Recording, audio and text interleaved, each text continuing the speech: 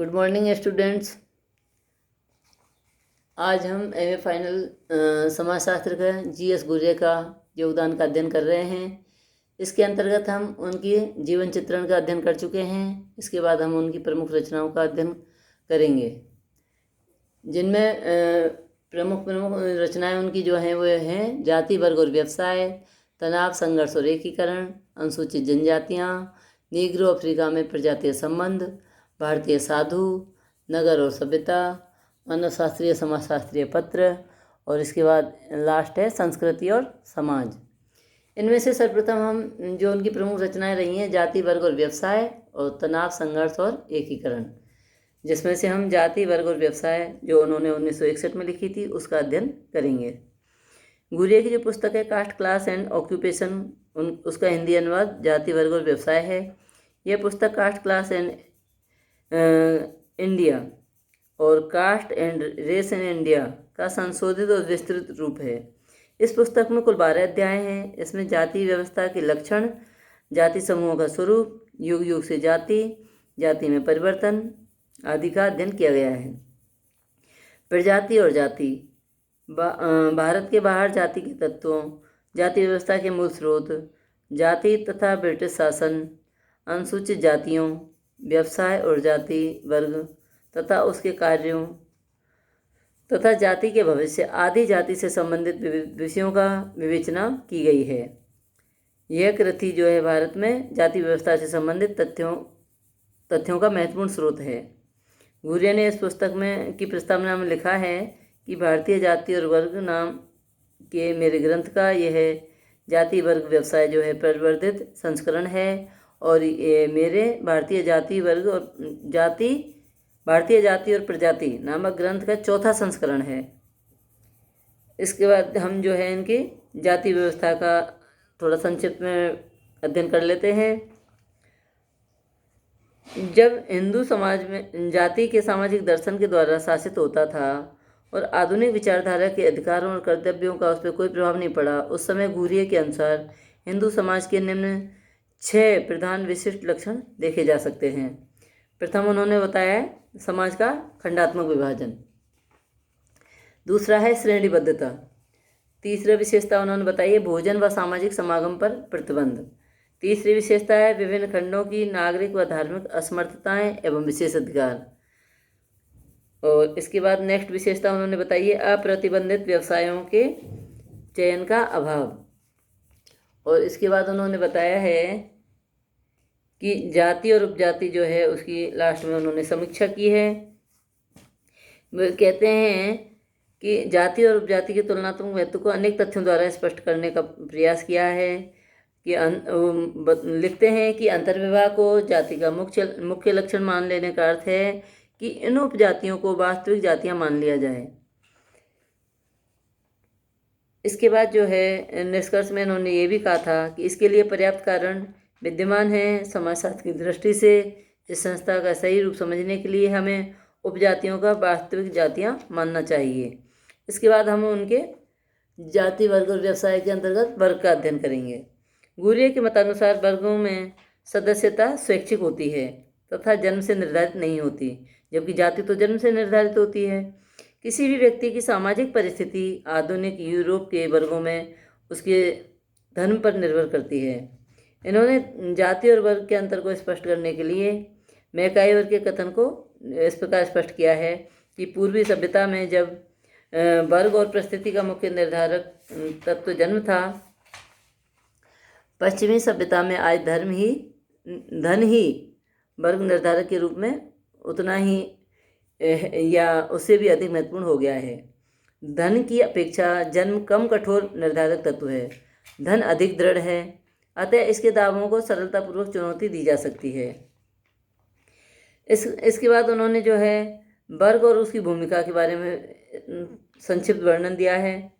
वे कहते हैं कि वर्ग का महत्व, विशेषताएं, भूमिका, गतिशीलता, निर्णायक कारक आदि का विवेचन भी इन्होंने अपने इस वर्ग व्यवसाय वाली पुस्तक में किया है।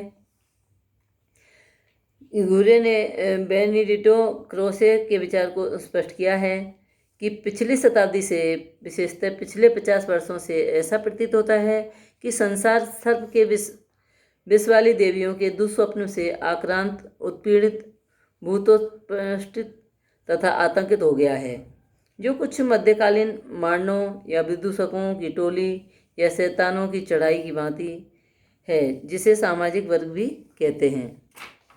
इसके बाद उन्होंने जो है ब्रिटिश वर्ग व्यवस्था का भी संक्षिप्त में अध्ययन किया है कि सामंती समाज द्वारा मान्यता प्राप्त वर्ग 3 प्रकार से लेकर 12 प्रकार के थे। अधिकतर इनकी जो है सामान्य संख्या 4 बताई गई है। पहला सरदार, दूसरा पादरी, तीसरा स्वतंत्र कृषक और चौथे हैं भूदास।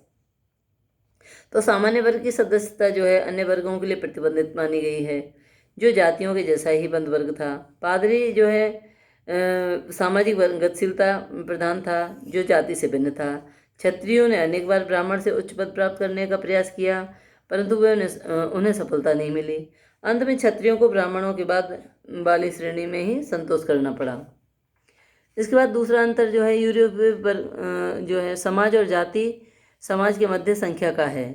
वर्ग समाज में समूहों की संख्या बहुत ही कम थी तथा इनकी श्रेणीबद्धता और विशेषता जाति समाज की अपेक्षा बहुत कम जटिल थी। इस वर्ग व्यवस्था में परिवर्तन या सर्वश्रेष्ठ सामाजिक रूपांतर महारानी एलिजाबेथ काल यानी 1400 से 1800 के मध्य दिखाई देता है। इसके बाद उन्होंने जो है लॉकवुड ने भी लिखा है वर्ग के विषय में। वे कहते हैं कि वर्ग परिस्थिति तथा विशेष रूप से कार्य स्थिति क्लर्क तथा श्रमिक के मध्य परिस्थिति विषयक प्रतिबद्धता को प्रोत्साहित करती रहती है। परिस्थिति विषयक प्रतिद्वंदिता वर्ग एक रूपता की चेतना को दुर्बल बना देती है। नवीन मध्य वर्ग के रहन सहन के आदर्श और प्रतिमान मजदूरी कमाने वाले श्रमिकों तथा प्राचीन या ऐतिहासिक मध्य वर्ग से भिन्न हैं। इस प्रकार से जो है घुरे ने प्राचीन वर्ग व्यवस्था का विवेचन करते हुए वर्तमान में वर्गों के विकास और परिस्थिति का भी जाति व्यवस्था के संदर्भ में सारगर्भित पाठीय परिदृश्य प्रस्तुत किया। अब इसके बाद उन्होंने की जो जाति वर्ग व्यवसाय वाली पुस्तक है, इसके बाद लास्ट में उन्होंने जाति और वर्ग के बाद व्यवसाय को स्पष्ट किया है। घुरे ने अपनी पुस्तक जो है उसमें व्यवसाय के अनेक पक्षों का समाजशास्त्रीय दृष्टिकोण से विवेचना की है। इन्होंने जाति व्यवस्था के लक्षणों का वर्णन करते हुए प्रथम अध्याय में जो है जाति का 5वां लक्षण बताया है, अप्रतिबंधित व्यवसायों के चयन का अभाव। इस पर विस्तार से प्रकाश डाला है उन्होंने। तो वो लिखते हैं कि वर्ग व्यवस्था वाले समाज में व्यक्ति को परिस्थिति का निर्धारण व्यवसाय और उससे संबंधित प्राप्त आय से होता है। अब संक्षेप में उन उपयुक्त पृष्ठों में वर्ग व्यवस्था और वर्ग और उसकी भूमिका शीर्षकों के अंतर्गत उन्होंने पहले भी बता दिया है।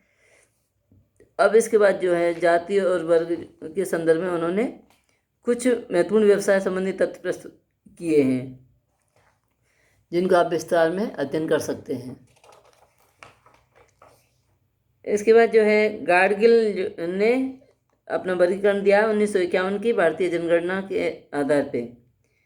उसमें 1954 में पूना के सर्वेक्षण किया गया और उसके निष्कर्ष घुरे ने निम्न रूप में प्रस्तुत किए थे। वे कहते हैं कि जाति की व्यावसायिक रचना के सापेक्षिक अनुपात में बहुत अधिक परिवर्तन हो गया है। अकुशल हस्तकार्य में अन्य हिंदू बुनकर जातियों का अत्यधिक प्रतिशतता है। अनुसूचित जातियों की भी 1937 के व्यावसायिक दृश्य की अपेक्षा कुछ अधिक ही प्रतिशत रहा है। अन्य हिंदुओं और बुनकर जातियों, मालियों और अनुसूचित जातियों में प्रत्येक का योगदान 37 की तुलना में दुगना हो गया है। तो इस प्रकार से उन्होंने 2-4 बिंदु बताए हैं। नेक्स्ट बिंदु बताया कि ब्राह्मणों की प्रतिशतता छोटे कारोबार में घटी है। माली जाति का छोटे कारोबार में उच्च प्रतिशतता है। अनुसूचित जातियों के बंधन युक्त होने से उनका निम्नतम पेशे और प्रशासकीय पदों में प्रतिशत बढ़ा है। इस प्रकार घुरे ने व्यवसाय में परिवर्तन को भारतीय समाज के संदर्भ में स्पष्ट किया है। इसके बाद उन्होंने एक और रचना बताई थी कि भारत में सामाजिक तनाव। तो इस तनाव वाली पुस्तक है जो ये गोविंद सदाशिव घुरे हैं, की भारत में सामाजिक तनाव पर पुस्तक सोशल टेंशन इन इंडिया 1968 में प्रकाशित हुई थी। इस पुस्तक में कुल 14 अध्याय उन्होंने लिखे हैं। इन अध्यायों में तनाव, संघर्ष और एकीकरण का भारतीय संदर्भ विवेचन किया है, जिनमें पहला अध्याय है संघर्ष, तनाव और एकीकरण के संबंध में समाजशास्त्रियों का दृष्टिकोण। दूसरा है अल्पसंख्यक और सामाजिक तनाव।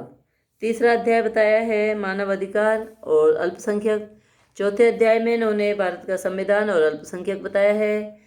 पाँचवें और छठे और सातवें अध्याय में भारतीय इतिहास और संस्कृति की व्याख्या की है।